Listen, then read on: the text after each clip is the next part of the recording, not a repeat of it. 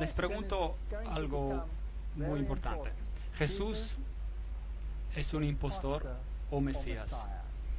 Es una pregunta muy importante, porque este Jesús reclama algunas cosas asombrantes. Él dice, por ejemplo, yo soy el camino, la verdad y la vida. ¿Cuántos vienen al Padre? Nadie viene al Padre sino por mí. Eso es lo que dice.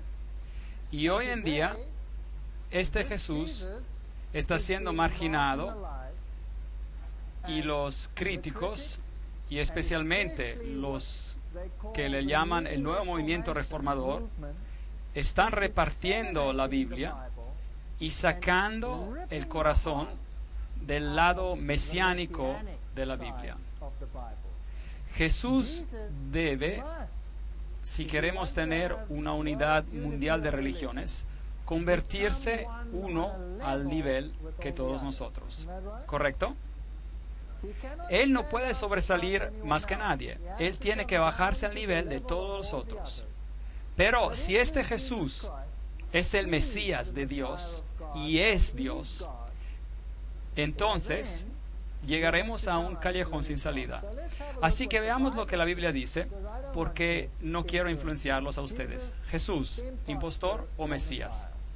Jesús dice en Juan 6, versículo 38, he descendido del cielo. Bueno, no es algo que todos pueden decir, ¿verdad? No es algo usual, yo no podría decir eso. Entonces, eso o es presunción o es verdad. Evidencia que demanda un veredicto o fallo. Un libro de Josh McDowell que dice, algunos escépticos sugirieron que estas profecías, las profecías de Jesús y profecías del Mesías, fueron accidentalmente o coincidentalmente cumplidas por Jesús. De acuerdo a la probabilidad científica, la posibilidad de algún ser humano, hasta el reciente, que cumpla con una selección de solo 8 de esas profecías, incluyendo la de la crucifixión, es 1 en 10 al poder de 117. Y aquí estamos considerando solo 8 profecías. ¿Y qué tal si consideráramos 48 profecías? Entonces la posibilidad sería virtualmente 0, es decir, 10 al poder de 157. Y se debe recordar que el número de partículas definidas en el universo entero es solo de 10 al poder de 18. Así que este es el número de partículas de billones sobre billones de universo tras universo al infinito. Increíble. Y si consideramos todas las 61 profecías, creo que hay más profecías aún, y cada una de ellas está cumplida por Jesucristo. Números 24:17 dice, saldrá la estrella de Jacob. Él sería precedido por un mensajero. Solo voy a mencionar algunas de esas profecías, no voy a enfocarme mucho en todas ellas. Quiero hablarles de una profecía específica esta noche. Brevemente vamos a repasar algunas de esas profecías antiguas. Isaías 43, una voz que clama en el desierto, preparad un camino a Jehová, nivelad una calzada en la estepa de nuestro Dios. Así que la Biblia predice que el Mesías sería predecido por un mensajero. En esos días vino Juan el Bautista predicando en el desierto de Judea diciendo, arrepentid porque el reino de Dios está cerca. Mateos 3, 1-3. Así que él estaba predicando este mismo mensaje predicho por el Mesías. Juan 8:36, así que si el Hijo os libera, seréis verdaderamente libres. Es una profecía muy importante. Así que, de acuerdo con esta declaración por Jesús, la libertad viene por medio de Cristo y nadie más. Porque Él dice que nadie viene al Padre sino por mí. Los judíos respondieron, descendientes de Abraham somos, y jamás hemos sido esclavos de nadie. ¿Cómo dices tú, seréis libres? Él estaba hablando de la libertad de la esclavitud, libertad de pecado. Mi reino no es de este mundo, Juan 18:36. Estas son declaraciones asombrosas. El nacimiento milagroso. Por tanto, la Virgen concebirá y dará luz a un hijo, y le pondrá por nombre Emmanuel, que significa Dios con nosotros. No cualquiera persona, Dios con nosotros. Pero a lo mejor alguien dice, no se lo llamó Emmanuel, se lo llamó a Jesús. Vean, en los tiempos antiguos, el nombre se refería a algo. Tenía un significado. No era solo un nombre objetivo, tenía significado. Así que Emmanuel significa Dios con nosotros. Josué, el cual es traducido en griego como Jesús, significa Jehová el Salvador. Dios el Salvador. Y Jesús reclamó ser Dios. Así que no lo se puede comparar con nadie, en ningún sistema religioso. Eso es Isaías 7:14. Y el ángel le dijo a ella, concebirás en tu vientre y darás luz a un hijo, y lo llamarás su nombre Jesús, el cual es exactamente el mismo que Emmanuel. Jehová, el Salvador, está aquí. En otras palabras, Dios con nosotros. Lucas 1:28-31. Entonces el Antiguo Testamento dice, Belén, Belén, de ti ha de salir el que será Señor en Israel. Miqueas 5:2. Y esta Belén en particular, Betlehem en Efrata, que significa el pan de vida vendría a nacer en Belén. Claro que sabemos que esto se cumplió. Jesús nació en Belén, en Judea, en el tiempo de Herodes, y a él le fue dado el nombre de Josué, Jehová el Salvador. Jesús dijo, me ha ungido Jehová, me ha enviado a predicar buenas noticias a los pobres. Esta es una profecía del Antiguo Testamento también. A vendar a los quebrantados de corazón y publicar libertad a los cautivos y a los prisioneros apertura de la cárcel. A proclamar el año de la buena voluntad de Jehová y el día de venganza del Dios nuestro. A consolar a todos los que están de luto. Isaías 61, 1, 2. Lucas 4, 10, 18, 19. Nos dice eso que es exactamente lo que Jesús declaró de sí mismo. Él declara que el Mesías haría milagros, luego los ojos de los ciegos serían abiertos, los oídos de los sordos oirán, entonces el hombre cojo saltará como un ciervo y el mudo cantará. Y en el Nuevo Testamento, Mateo nos dice, Lucas nos dice que Jesús sanaba todo tipo de enfermedades, a ordenar a que a los afligidos de Sión se les dé esplendor en lugar de ceniza, aceite de gozo en lugar de luto, manto de alegría en lugar de espíritu angustiado. Isaías 61:3. Salmo 78:2 dice que el Mesías hablaría en parábolas. Mis labios pronunciarán parábolas. Mateo 3:34. La Biblia predijo también la entrada triunfal y se encuentra en Zacarías 9:9. Mira que tu rey vendrá a ti justo y salvador, pero humilde, cabalgando sobre un asno. Todas estas cosas son predicciones del Antiguo Testamento. Aún el hombre de mi paz, en quien yo confiaba, el que de mi pan comía, alzó el pie contra mí. Se cumplió y leemos en Mateos que Judas Iscariote hizo precisamente eso. ¿Y qué tal ese texto en Zacarías 11, 12, 13? Entonces pesaron mi salario, 30 piezas de plata. Hasta el precio fue pagado por este engaño. Se encuentra en el Antiguo Testamento. Tomé entonces las 30 piezas de plata y las eché en el tesoro de la casa de Jehová. Y es exactamente lo que hicieron. Compraron el campo del alfarero porque no quisieron usar ese dinero por otra cosa, porque era el dinero que había causado la muerte de Judas. Y Judas fue al príncipe de los sacerdotes y dice, ¿me queréis dar y yo los entregaré? Y le dieron las 30 piezas de plata. Y arrojó las 30 piezas de plata en el templo y se fue.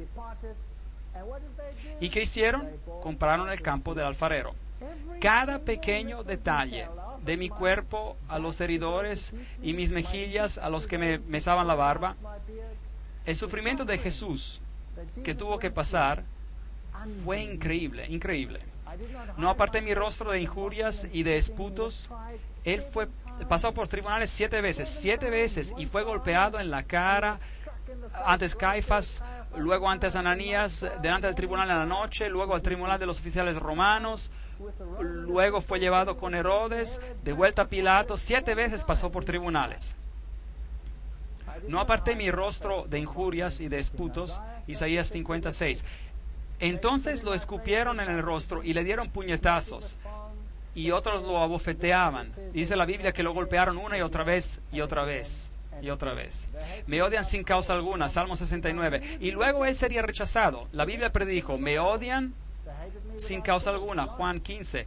Él fue apresado y afligido y no abrió su boca y fue llevado como un ternero al matadero, Isaías 53. Todo allí en el Antiguo Testamento. El Antiguo Testamento da testimonio de Jesucristo. Y siendo acusado por los principales sacerdotes y por los ancianos, nada respondió, ni una palabra, así como un cordero al matadero, Mateos 27, 12. Y meneaban sus cabezas y sacudieron sus cabezas y dijeron, mira a este hombre, ¿de dónde viene? Mateos 27, meneando sus cabezas. Hasta la manera como él iba a morir, Salmos 22, 16, clavaron sus manos y sus pies, lo crucificaron y fue contado como los transgresores, Isaías 53, 12. ¿Sabían que hay grupos de protestantes cristianos en el mundo que niegan esa profecía totalmente? Hasta niegan que las profecías mencionadas aquí pertenecen a Cristo, cuando el Nuevo Testamento mismo la refiere a Jesucristo. Me asombra pensar que hay denominaciones protestantes que hacen esto. Me dieron a beber vinagre, Salmos 69, 21, Mateos 27, 34. Crucificados con ladrones, usted sabe que así ocurrió, Marcos 15. Zacarías, mirarán hacia mí a quien traspasaron, Zacarías 12:10. Hasta la manera de crucificarlo está descrita. Y él tomó los pecados de muchos e hizo intercesión de los transgresores, Isaías 53:12. Hermosas profecías en el Antiguo Testamento acerca de Jesús. Lucas 23:34. Padre, perdónalos, porque no saben lo que hacen. Cada pequeño aspecto acerca del Mesías fue predicho y está cumplido por Jesucristo. Repartieron también mis vestidos y sobre mi ropa echaron suertes. Antiguo Testamento, Salmos 22, 18. Y podríamos seguir aún más. Sabían que dividieron su ropa, pero echaron suerte por la prenda interior blanca. ¿Por qué? Porque estaba tejida de un solo pedazo. Y hay una tipología en esto. La justicia de Cristo es de un solo pedazo, sin cortes, es perfecta. Es tan perfecta que no se podía cortar, dividir, así que echaron suerte para ella. Hermosa tipología aquí. Juan 19. Las personas se preguntan, ¿por qué dijo, mi Dios, por qué me abandonaste? Porque esto fue predicho en Salmos 22:1. Él murió la muerte de separación total por ti y por mí. Desgarraron mis manos y mis pies, Salmos 22:16. Hasta esos detalles encontramos predichos. Salmos 31:5. Las últimas palabras que él diría, en tus manos encomiendo mi espíritu. Padre, en tus manos encomiendo mi espíritu. Todo allí, en el Antiguo Testamento. Salmos 34:20. Él guarda todos sus huesos, ni uno de ellos será quebrado. Ese ya era una tipología con el Cordero de la Pascua, que tenía que ser comido, pero ningún hueso tenía que ser quebrantado. ¿Por qué? Porque los huesos del Mesías no serían quebrantados. Es la preparación. Y los judíos estaban con temor que bajarían de la cruz y se escaparían, y no querían tener que atraparlos en el día de sábado porque tenían muchas reglas al respecto escritas en el Talmud. Así que dieron la orden para que quebraran sus piernas, y es lo que el Nuevo Testamento dice. Pero cuando llegaron a Jesús, como lo vieron ya muerto, no le quebraron las piernas, cumpliendo la profecía, Juan 19, 32, 33. Y le abrieron el costado. Así que el lugar de su nacimiento está predicho, la manera de su nacimiento está predicha, su traición está predicha, la manera de su muerte está predicha. En gran detalle les he dado ahora solo un bosquejo, y todavía no hemos entrado en los detalles, los matices, los detalles finos. Es absolutamente sorprendente. Aquí tenemos una declaración hermosa. Cristo fue tratado como nosotros nos merecemos, para que nosotros seamos tratados como Él se merece. Él fue condenado por nuestros pecados, en los cuales Él no tiene parte, para que seamos justificados por su justicia, en la cual nosotros no tenemos parte. Él sufrió la muerte que ha de ser nuestra, para que nosotros recibamos la vida que ha de ser suya. Por sus llagas fuimos nosotros curados. Isaías 53:5. Hermosa declaración. De tal manera amó Dios al mundo que ha dado su Hijo unigénito para que a todo aquel que cree en Él no se pierda, sino que tenga vida eterna. Isaías 53 dice, su tumba sería con los impíos. Muy interesante. Mas con los ricos fue en su muerte. Entonces él murió entre los impíos y un hombre rico le dio la tumba. Y Mateo 27, 57 y 60 confirma esta misma declaración. Así que la manera de su muerte, la manera como fue sepultado, todo está en el Antiguo Testamento. Algunos críticos dicen, espera un momento, quizás no fue un personaje histórico. Quizás los escritores del Nuevo Testamento escribieron todas esas cosas para hacer ver como si Jesús hubiera cumplido las profecías. Ahora, espero que usted se den cuenta que los escribas y los fariseos nunca entendieron las profecías, porque si hubieran aceptado el Mesías, si no lo hubieran aceptado, ¿correcto? Entonces aquí tenemos una teoría de que todos estos hechos han sido cambiados y nos dicen que individuos mencionados en historia como Pilatos no fueron personajes históricos. Bueno, tengo noticias para estos críticos. He aquí una placa que fue encontrada, esta en exhibición en uno de los museos en Israel, con los nombres de Tiberios y Pontios Pilatos están ahí. Figuras históricas. Y ahora vamos a ver a algunos historiadores. Tácito, por ejemplo, que vivió en el año 115 después de Cristo y habla acerca de la persecución de Nerón y los cristianos en el año 46 después de Cristo y dice, Cristos, el cual derivaron su nombre, fue ejecutado por las manos del procurador Pontios Pilatos en el reino de Tiberio.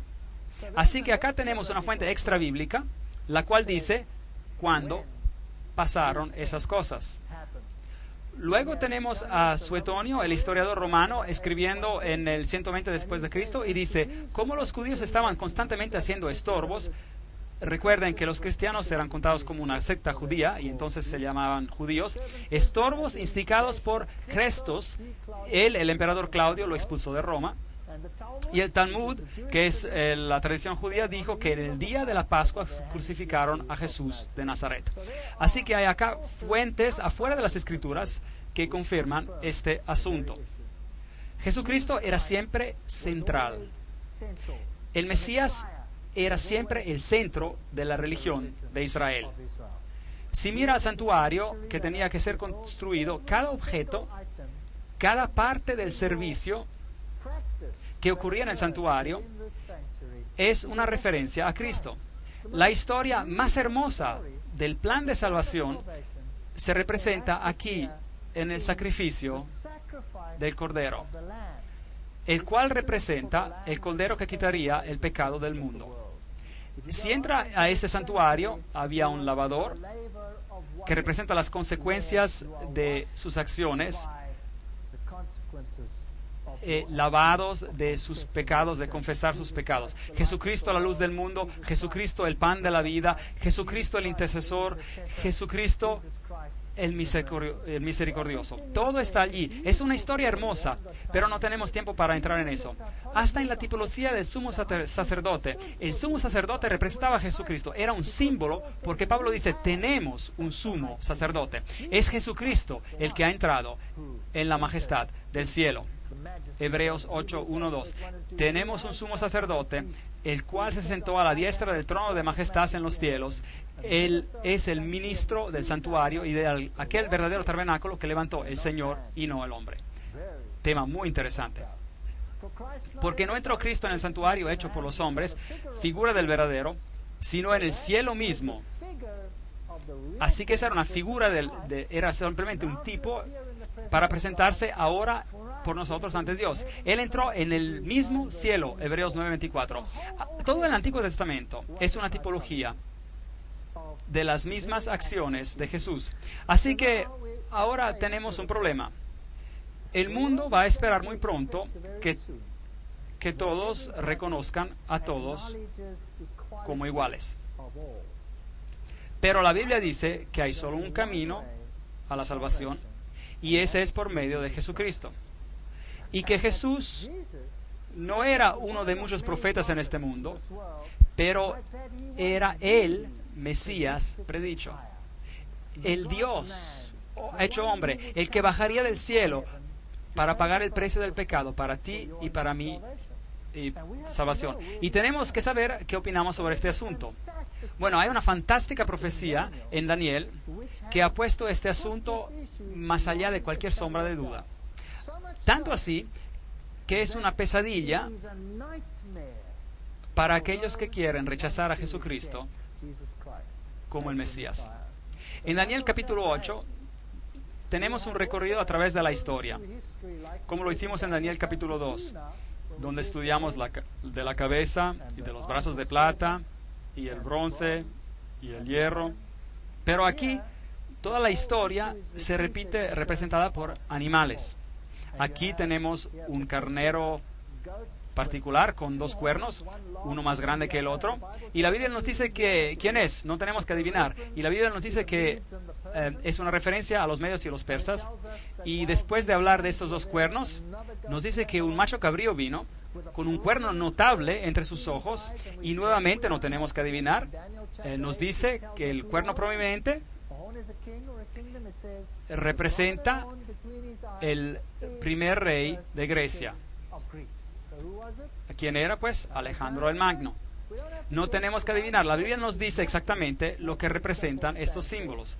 Y dice que él se acercó y atacó al carnero con los 2 cuernos y le quebró los 2 cuernos. Medo-Persia fue conquistada. Así que el macho cabrío viene volando, choca contra el otro y se quiebra su cuerno. Y Daniel 8:8 nos dice, el macho cabrío creció en gran manera, pero cuando estaba en su mayor fuerza, aquel gran cuerno fue quebrado. Entonces, Alejandro Magno llegaría a su fin y en su lugar 4 notables cuernos crecerían hacia los 4 vientos del cielo. Y sabemos que Grecia fue dividida en 4 regiones. Es interesante, había 12 generales peleando por el imperio, pero después de esas batallas quedaron solo 4 regiones. De una de ellas salió un cuerno pequeño que creció mucho hacia el sur y el oriente y hacia la tierra gloriosa.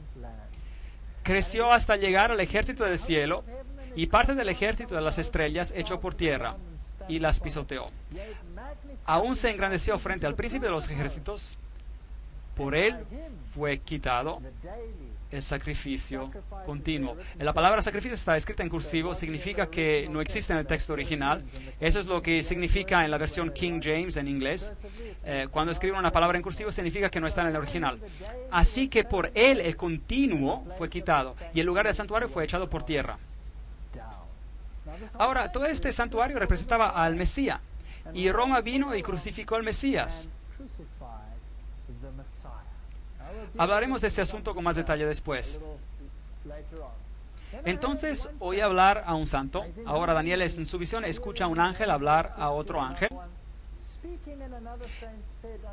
¿Y hasta cuándo durará la visión del sacrificio?, le pide el ángel al otro. La palabra sacrificio es añadida. Y la palabra continuo es tamid. La palabra sacrificio está añadida. El tamid, es decir, el continuo, el diario. El tamid significa continuo. El tamid era el fuego que estaba quemando siempre, y cuando los hebreos veían el fuego que siempre quemaba, sabían que había un sacrificio quemándose en su favor, representando la expiación de Cristo. Y podremos volver a este tema más tarde en una lectura. La prevaricación asoladora y la entrega del santuario y el ejército para ser pisoteados. ¿Cuándo va a pasar todo esto? Y le dijo, hasta 2300 tardes y mañanas. Y luego el santuario será purificado. Daniel 8, 13, 14. Tenemos un tiempo profético, una profecía sobre tiempo. Ahora, no vamos a hablar de esta profecía esta noche. Estos 2300 días proféticos los explicaremos otra noche en detalle.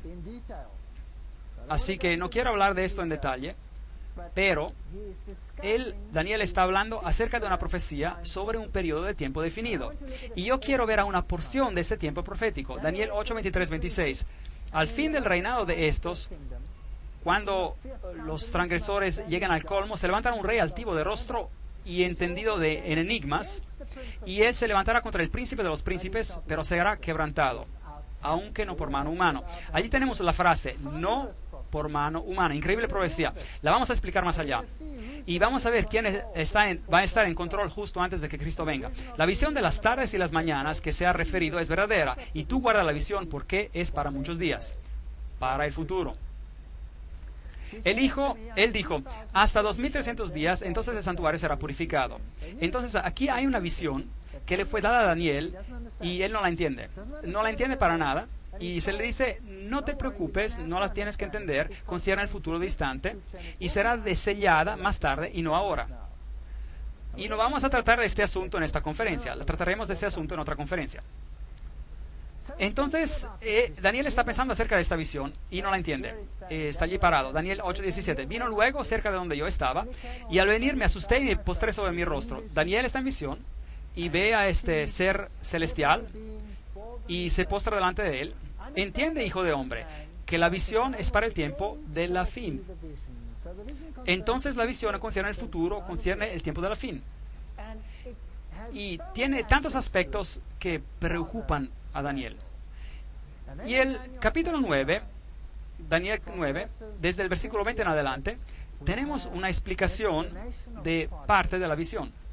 Así que aún estaba hablando en oración cuando el varón Gabriel, ahora ese es el ángel Gabriel, volando con presteza, vino a mí diciendo, Daniel, ahora he salido para darte sabiduría y entendimiento. Entonces ahora él le va a explicar algo. Así que queremos saber de qué se trata. Y aquí vamos. Preparados. 70 semanas están determinadas sobre tu pueblo y tu santa ciudad. ¿Cuántos días en una semana?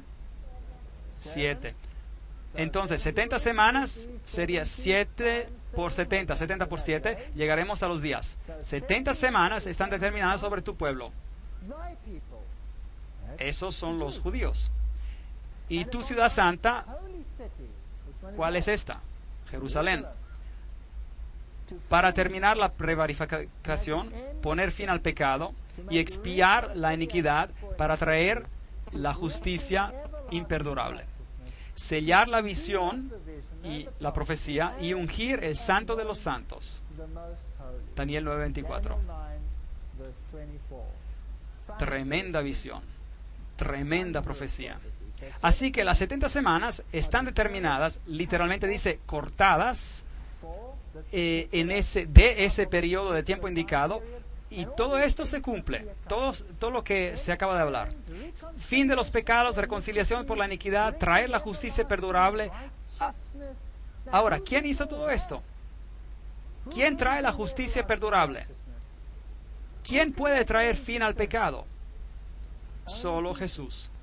Esta es una profecía mesiánica. Ahora, déjenme decirles, los judíos están muy enojados acerca de esta profecía. Escuchen esto. Esta es una maldición rabínica.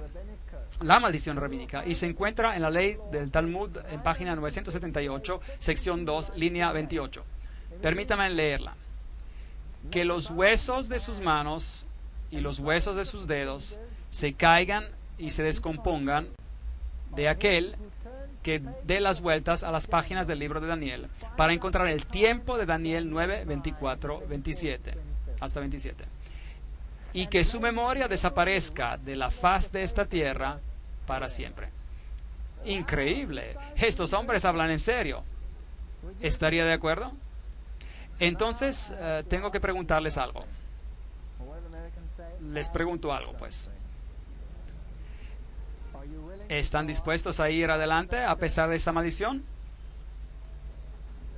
Porque si ustedes van a calcular conmigo el periodo de tiempo descrito en Daniel 9, 24, 27, entonces esa maldición debería teóricamente caer sobre nosotros.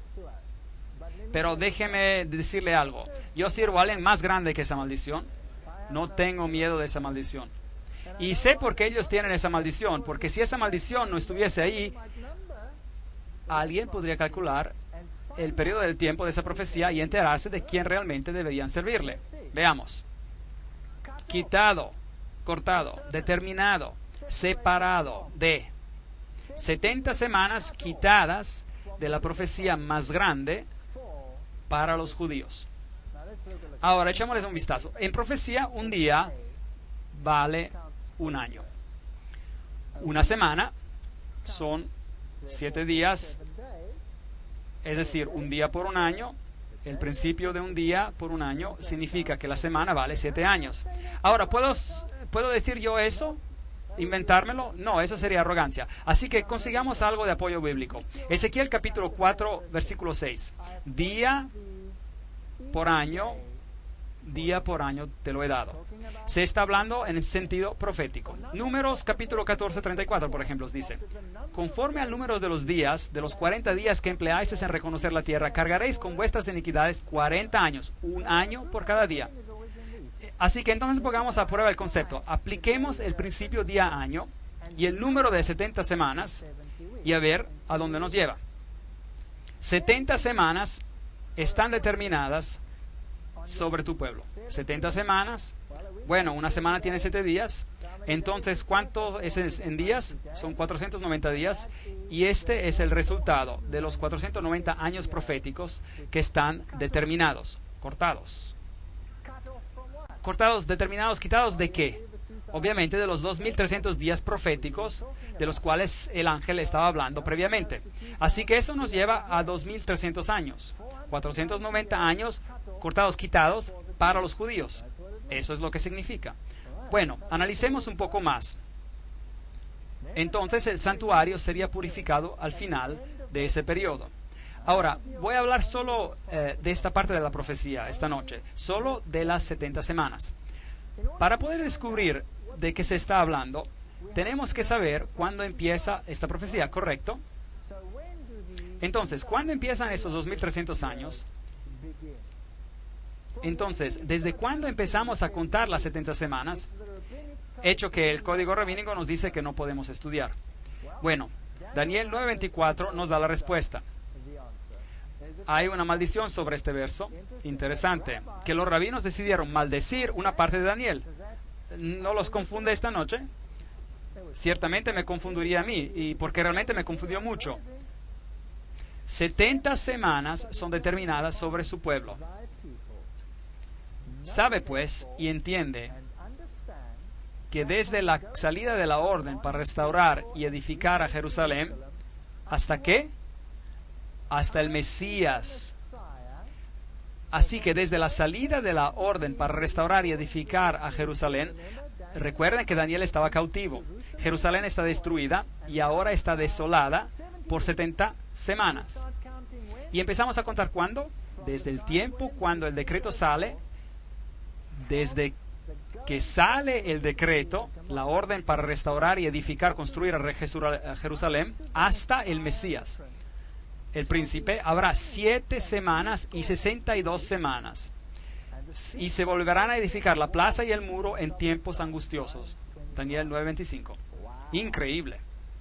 Daniel acaba de recibir una profecía mesiánica, diciéndole precisamente cuándo el Mesías vendría.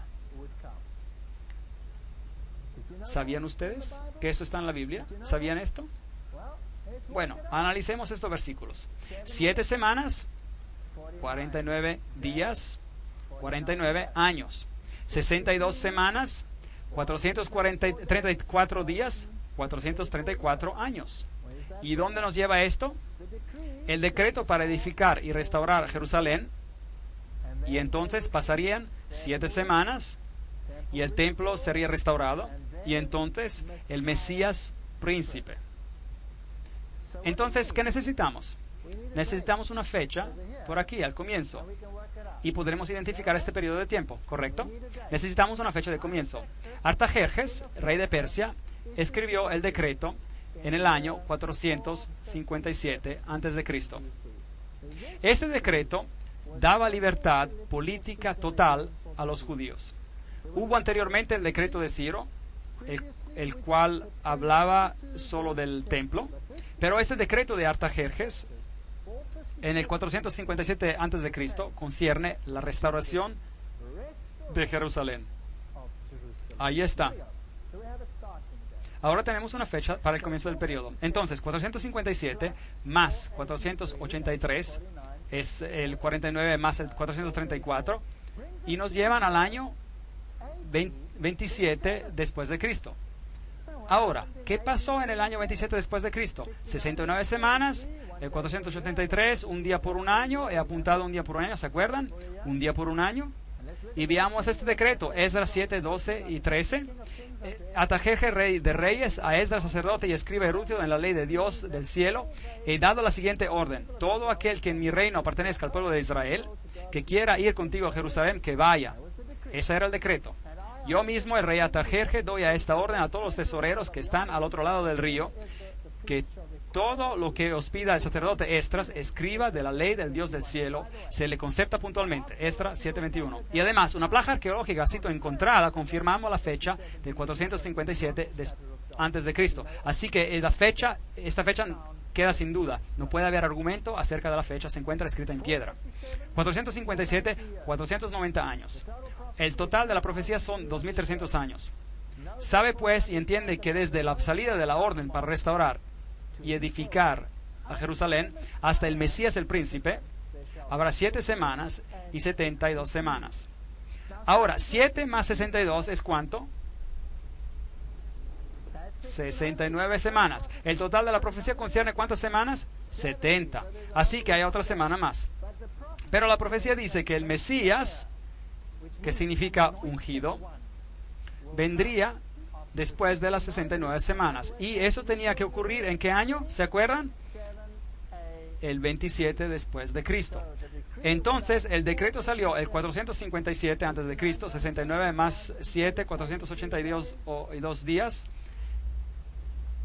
Y la restauración total, ese era el único decreto en particular que dijo eso hasta el Mesías. Entonces, el 27 después de Cristo. Ahora, ¿cuántos años tenía Jesús cuando empezó su ministerio? Él tenía 30. Ahora, ¿por qué 27 después de Cristo? Aquí hay un problema. 30 y 27 no se suman, no es correcto. Pero vaya a cualquier pequeña enciclopedia, hasta una enciclopedia de niños, y verá que el comienzo de nuestra era ha sido movido. Y que el comienzo de nuestra era empezó unos 4 años más atrás. No se cuenta el año 0, claramente. Y que Jesús realmente tenía 30 años en el año 27 después de Cristo. La palabra Mesías significa ungido. Y cuando Jesús fue ungido, eso pasó a su bautismo. Ahora, en el año 15 del imperio de Tiberio César, esta es una cita de las Escrituras, aconteció que cuando todo el pueblo se bautizaba, también Jesús fue bautizado, y mientras oraba, el cielo se abrió. Lucas 3:1-21. Ahora, ese año de Tiberio era el 27 después de Cristo. Ahora, ¿cuántos Mesías hubo? Hubo solo uno. Solo uno cumple cada pequeña profecía. El año 15 de Tiberio César era el 27 después de Cristo. Y Jesús fue ungido con el Espíritu Santo precisamente a tiempo. Ahora, ¿se pueden imaginar por qué el Talmud rabínico dice, maldito sea el que saque la cuenta de las 7 semanas? Porque el judaísmo vendría a su fin. Si aceptaran lo que Daniel dice, el judaísmo llegaría a su fin. Y el Espíritu Santo descendió en forma de paloma sobre él. Y una voz vino del cielo y dijo, este es mi Hijo amado, en quien tengo complacencia. Ahora, escuchen lo que dice en Marcos capítulo 1, versículo 15. Jesús fue ungido y el año era el 27 después de Cristo. Y él dice, decía Jesús, el tiempo se ha cumplido y el reino de Dios se ha acercado. Arrepentíos y creed en el Evangelio. Marcos 1, versículo 15. ¿Qué tiempo se había cumplido? ¿Qué tiempo se había cumplido? Juan 1:29. Este es el Cordero de Dios que quita el pecado del mundo. El ungido, el Mesías había llegado. Dios ungió con el Espíritu Santo y con poder a Jesús de Nazaret. Hechos 10:38. Y eso ocurrió a su bautismo. Así que el Mesías vendría y tomaría el pecado del mundo sobre él. Y esto fue predicho precisamente en la Biblia. La fecha. Gálatas 4:4. Pero cuando vino el cumplimiento del tiempo, Dios envió a su Hijo. ¿Cuál cumplimiento del tiempo? Había una profecía que tenía que ser cumplida. Y solo Jesús la cumple. Nadie más. Y voy a ponérselo bien en claro. Nadie más. Ni Shiva, ni Brahma, ni Vishnu, ni Buda, ni Muhammad. Nadie de nadie. Solo Jesús cumplió. Nadie más. Así que solo hay un Mesías bíblico. Y nadie viene al Padre excepto por Él. Estuve dando conferencias en Alemania y dije esto. Y alguien se levantó entre el público y me dijo, pero eso es arrogancia. ¿Cómo puede decir eso? Nadie viene al Padre sino que por medio de Jesucristo. Eso es arrogancia. ¿Y qué hay que hacer con todos los demás? Y dije, sí, tiene razón. Suena arrogante decir que con nadie se puede, excepto por medio de este individuo en particular. Pero si alguien viene a mí y me dice, y yo estoy sentado con mi hijita, y él me dice, ¿eres tú padre de esta niña? Y digo, sí, soy el padre de esta niña. Y me dice, hey, de todos los millones de personas en este planeta, tú dices de ser el padre, eso es arrogancia. Bueno, saben amigos, quizás sea arrogancia, pero también podría ser un hecho. ¿Correcto? Aunque mi hermana diga que la paternidad es una opinión y la maternidad es más bien un hecho. Así que quizás podríamos discutir sobre el asunto, pero el hecho es que el punto de que estoy haciendo es que si Jesús es el Mesías, y si Jesús es Emmanuel, y si Jesús es el Josué, el Jehová, el Salvador, entonces nadie más cumple. ¿Correcto o incorrecto? Y si Él es el Creador, nadie más califica, ¿cierto? Entonces, ¿puedo aceptar la confusión? ¿O debo que tomar una decisión? ¿Y qué tal si se me dicen de reverenciar a alguien más? Bueno, les tengo noticias interesantes. En mi país, en Sudáfrica, están saliendo con nuevas leyes y nuevos currículos y estos van a ser filtrados por todo el mundo. Todo el mundo los va a recibir. Y en nuestro sistema de escuelas tenemos algo llamado Currículo 2005, el cual significa que en el futuro nuestros niños deben ser entrenados en todas las religiones, decir todas las oraciones de todas las religiones, las otras religiones, y reconocer todas las deidades de todas las religiones también. Yo tengo un problema con esto. Tan pronto, no sé, quizás habrá esa imagen y tendré que decir, bueno, lo siento, pero no puedo hacer eso. Cuando el cumplimiento del tiempo llegó, Dios envió a su Hijo, Gálatas 4:4. ¿Y qué pasa en la semana número 70? Saben que hay personas que ahora mismo, hay muchas maneras de interpretar profecía en este mundo, y algunos toman esta semana número 70 y la arrojan al futuro, un futuro indefinido, y dicen que esta semana pertenece al anticristo. Pero un momento, las 70 semanas pertenecen a los judíos para terminar la transgresión, para traer la justicia perdurable. Todo este periodo es mesiánico. Todo es mesiánico. Después hay las 62 semanas y el Mesías debe, ¿qué dice ahí? Será quitado, pero no por sí mismo. ¿Qué significa esto?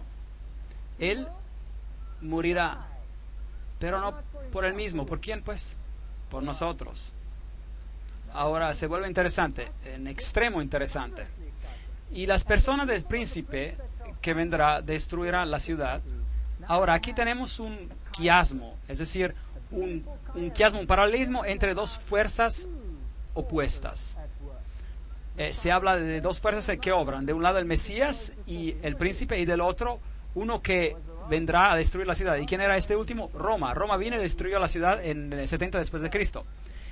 Se quitará la vida del Mesías y nada ya le quitará. El pueblo de un príncipe que ha de venir a destruir a la ciudad del santuario, y su final llegará como una inundación, y hasta el fin de la guerra, hasta el fin habrá guerra que durarán y las devastaciones. Daniel 9, verso 26. Y después él confirmará el pacto con muchos por una semana. Aquí ahora, el Mesías, el otro príncipe y el Mesías. Así es como el quiasmo, el paralelismo funciona. El Mesías confirmaría un pacto con muchos por una semana, pero ahora note esto. A la mitad de la semana hará cesar el sacrificio y la ofrenda. Increíble. ¿Cómo trajo el Mesías a su fin el sistema de sacrificios? Él se convirtió en el sacrificio. Él se convirtió en el sacrificio. Así que ahora tenemos la semana número 70. Ahora, amigos, por favor, piensen acerca de esto. La semana número 70 todavía pertenece al Mesías y no se puede arrojar al futuro. Porque en el medio de esta semana, y por si acaso, la mitad de 7, ¿cuánto es? 3,5. ¿Y por cuánto tiempo estuvo Jesús activo después de su unción? 3 años y medio. En el medio de esa semana, Él fue quitado, pero no por ti y por mí, y Él trajo fin al sistema de sacrificios, porque Él se convirtió en el Cordero de Dios que quita el pecado del mundo, ¿no es cierto? Entonces solo Él puede cumplir esta parte de la profecía. Por eso, ¿no puedo echarlo al futuro o todavía pertenece al tiempo de Cristo? Pertenece al tiempo de Cristo. Él traerá fin al sacrificio y a la ofrenda. Hay una semana profética o 7 años literales que quedan en nuestro tiempo de profecía que estamos analizando. ¿Cuál es la mitad de 7? 3,5. 3 años y medio desde el otoño del año 27 nos lleva a la primavera del año 31 después de Cristo. Así que tenemos el año 27 y 3,5 y el sistema de sacrificio de los judíos, simbolizados por el templo, llega a su fin. El Mesías sería quitado, pero no por sí mismo. Es fenomenal. Esta profecía antigua apunta a Jesús y a nadie más. A pesar del disgusto de muchos líderes religiosos en el mundo hoy en día. La semana número 70, 31 después de Cristo, Jesús murió, pero aún nos quedan 3 años y medio. 70 semanas están determinadas, asignadas a los judíos. ¿Qué pasó en el 34 después de Cristo? Déjeme decir algo. Jesús dijo a los judíos, a estos discípulos de él, vayan primero a los hijos perdidos ¿de quién? De Israel. Id primero a los hijos perdidos de Israel. Él no los rechazó aún después de su muerte. Él dijo, id primero a los hijos perdidos de Israel. Y trabajaron primero entre los judíos. Pero luego, en el 34 después de Cristo, algo pasó. Algo pasó. Apedrearon a Esteban y los cristianos huyeron. ¿Y quién los persiguió? ¿Y quién mandaron detrás de ellos? ¿Se acuerdan? ¿Se acuerdan de Pablo? Pablo recibió una visión y él fue nombrado apóstol ¿de quiénes? De los gentiles. Y Pedro recibió una visión de una sábana bajando llena de cosas impuras y es enviado a Cornelio, un gentil. Y él va a Cornelio y le dice que Dios le ha mostrado en una visión que él no debe llamar a ningún hombre impuro. Y ¿saben lo que él dice? Es contra la ley para los judíos asociarse con un gentil, pero Dios me ha mostrado en la misión que yo puedo ir a ustedes. Así que en el año 34 después de Cristo, Esteban es apedreado. La comisión de que el evangelio sería llevado por los judíos o por medio de los judíos viene a su fin y los gentiles siguen adelante con el mensaje. Ellos predican el Cristo resucitado. ¿No es interesante? Y cualquier judío que quiere ser injertado en la viña puede ser injertado, pero tiene que reconocer a Jesucristo como su Salvador personal y por tanto en ese sentido de venir cristiano. Y si tú estás en Cristo, entonces tú eres parte de la simiente de Abraham. Es solo así como funciona. Cristo fue sacrificado exactamente a tiempo, de acuerdo con la profecía, exactamente como la profecía predijo que pasaría. Y en medio de la semana, Él fue crucificado, pero todavía la misericordia perduró hasta que ellos totalmente rechazaron, no solo a Cristo, pero también a sus seguidores. De acuerdo con la profecía de Daniel, el pacto de Dios con los judíos terminaría el año 34 después de Cristo, y de aquí en adelante se necesita ser injertados en la viña. Ellos predicaron y fueron rechazados. Aquí en la puerta de las ovejas es por donde lo trajeron a Jesús, donde crucificaron al Salvador. Lo querían como rey de reyes y querían que él destruyera a los romanos, pero él vino a destruir a sus pecados. Con todo, yo enseñaba a andar a Efraín, tomándolo por los brazos, mas ellos no comprendieron que yo los cuidaba. Oseas capítulo 11, versículo 3. Con cuerdas humanas los atraje, con cuerdas de amor, y puse delante de ellos la comida. ¿Cómo podré abandonarte, Efraín? Te entregaré yo, Israel. Versículo 8. Jerusalén, Jerusalén, ¿cuántas veces quise juntar a tus hijos como a la gallina a sus polluelos debajo de sus alas? Pero tú no quisiste. Vuestra casa os es dejada desierta. Lucas 13, 33-34. El tiempo cuando ellos serían mensajeros del Evangelio llegaría a su fin. Mientras se acercaba a Jerusalén, Jesús, al verla, lloró por ella, diciendo, si también tú conocieras, a lo menos en este tu día, lo que es para tu paz, pero ahora está cubierto a tus ojos. ¿Por qué? Por la dureza de sus corazones. Vendrán días sobre ti cuando tus enemigos te rodearán con cerca, te sitiarán y por todas partes te estrecharán, te derribarán a tierra y a tus hijos dentro de ti, y no dejarán en ti piedra sobre piedra. Lucas 19, 43, 44. ¿Fue cumplido? Sí. Mira, vuestra casa os es dejada desierta. Así que el Evangelio viene llevado por los gentiles. Por si acaso, ¿qué significa desierto? Desierta la ciudad. ¿Significa que hay algo queda? ¿Que hay vida? Nada. Nada del todo. Nada de todo se queda. En el medio de la semana, Cristo el Mesías haría que el sistema de sacrificio terminaría. Estos versículos nos dicen que el Mesías moriría siendo crucificado en el día 14 del primer mes de judío, en el año 31 después de Cristo. Y cada detalle ha sido cumplido por Jesucristo. Ahora note esto. La Biblia dice en Marcos 15:38, entonces el velo del templo se rasgó en dos, de arriba abajo. No de abajo arriba, no, de arriba abajo. ¿Quién lo rasgó? Dios. Él lo rasgó. Ahora, cuando el velo se rasgó, entonces el camino al lugar santísimo estaba abierto, lo cual significaba que cualquier judío podía ver el lugar santísimo y vivir. Increíble. ¿Por qué? Porque el sistema de sacrificios había terminado. Ahora, piensen en esto. ¿Jesús cumplió con el sistema de sacrificios? ¿Sí o no? Sí, porque habiendo ofrecido un sacrificio, Él lo hizo para siempre. Perfecto. Un sacrificio. Y si yo construyera un pequeño templo y empezara a sacrificar nuevamente, ¿qué estaría diciendo con este hecho? Que Cristo no fue sacrificado y que no cumplió con todo. Así que si ellos quieren construir otro templo, déjenlos hacer, pero no viene de Dios. ¿Han seguido la lógica del tema hasta acá? Entonces el velo del templo se rasgó en dos, de arriba a abajo.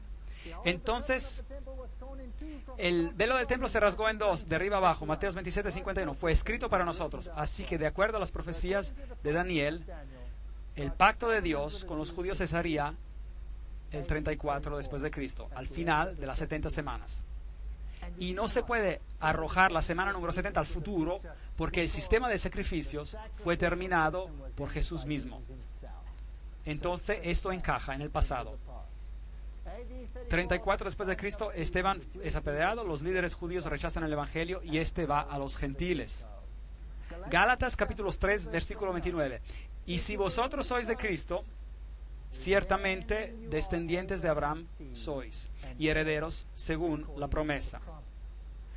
Así que en otras palabras, cada uno que acepte a Jesucristo es parte de la simiente de Abraham, ¿sí o no?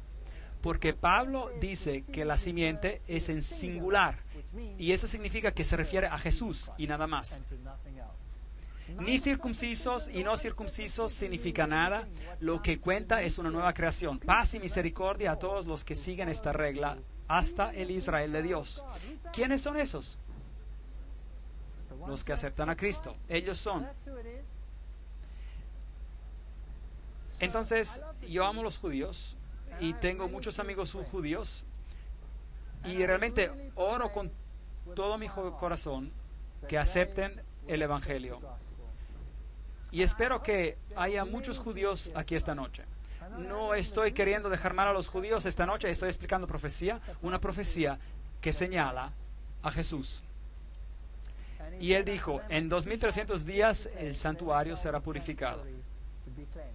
Hay más que ver en esta profecía, más que esto. La purificación del santuario es una fiesta judía y la veremos más allá.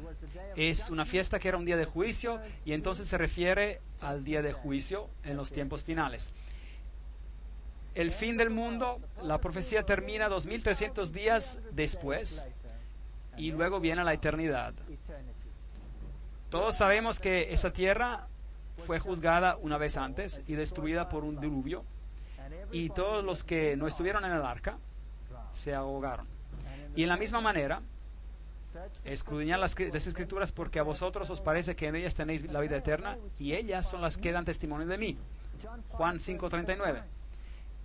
En Jesús tenemos vida. En Jesús somos salvos. En Jesús podemos ir al reino. En nadie más. Y si entendemos esta profecía, entonces no podemos ser engañados por lo que va a suceder en el mundo. Y quiero advertir a las personas de este país y de todos los países del mundo que este enfrentamiento decisivo pronto ocurrirá. Sirve al Señor y nadie estará perdido. Gracias por venir.